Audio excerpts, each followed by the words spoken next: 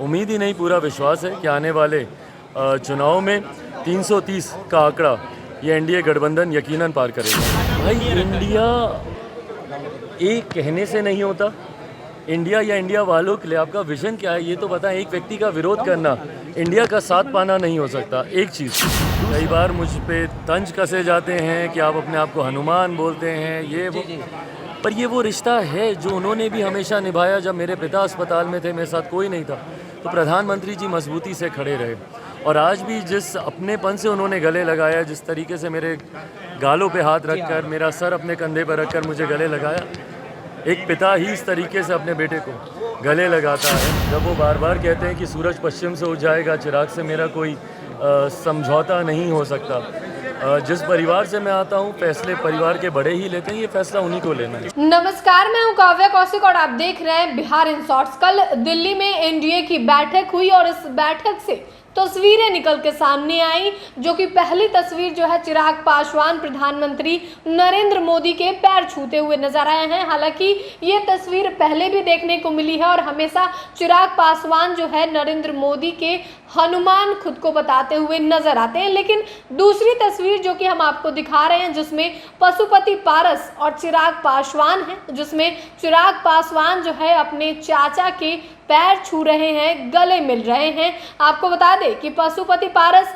ये कहते हुए नजर आते हैं कि सूरज पश्चिम उग सकता है, लेकिन पशुपति पारस जो है वो चिराग पासवान के साथ नहीं जा सकता है। लेकिन ये तस्वीर जो है वो कुछ और ही बयां करती हुई नजर आ रही है। फिलहाल आपको चिराग पासवान का बाइट सुनाते हैं कि वो मीटिंग में शामिल होने के बाद क्या कुछ कह रहे हैं। किस तरीके से आगामी 2024 में लोकसभा के चुनाव में कैसे एनडीए को मजबूती के साथ हम लोग चुनाव में हम लोग उतरे, और जो परिणाम 2019 के चुनाव में हम लोग को मिले, उस परिणाम से और बेहतर कैसे हम लोग परिणामों को हम लोग ला सकें, उसको लेकर चर्चा हुई। तमाम घटक दलों ने अपनी अपनी बातों को मजबूती से इस मंच पर उन्होंने रखा और अंत में प्रधानमंत्री जी का भी मार्गदर्शन हम लोग को प्राप्त हुआ।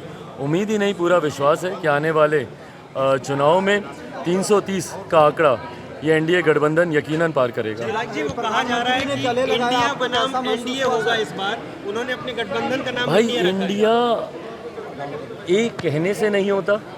इंडिया या इंडिया वालों के लिए आपका विजन क्या है ये तो बताएं। एक व्यक्ति का विरोध करना इंडिया का साथ पाना नहीं हो सकता। एक चीज़, दूसरा, हमारे देश का नाम है, ये सम्मान के साथ हम लोग लेते हैं।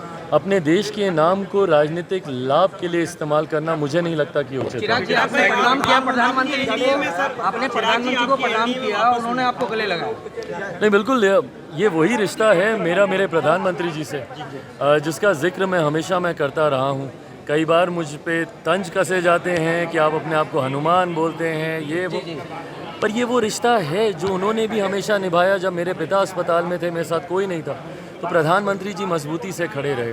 और आज भी जिस अपनेपन से उन्होंने गले लगाया, जिस तरीके से मेरे गालों पे हाथ रखकर, मेरा सर अपने कंधे पर रखकर मुझे गले लगाया, एक पिता ही इस तरीके से अपने बेटे को गले लगाता है, तो ये रिश्ता उनके साथ मेरा हमेशा से रहा है।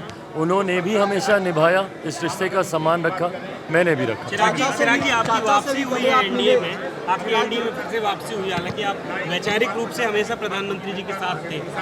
जो डिफरेंसेस थे थोड़े बहुत जो पार्टी में, जो क्योंकि आपके अंकल जो है अलग हुए, वो सब भी अब ठीक होगा धीरे धीरे, आपको क्या लगता है? क्योंकि हमने सुबह जब बात की उनसे तो कहा था कि मुश्किल भाई मुझे नहीं पता, अंतोगत्वा ये फैसला उन्हीं को करना है। जब वो बार बार कहते हैं कि सूरज पश्चिम से उग जाएगा, चिराग से मेरा कोई समझौता नहीं हो सकता।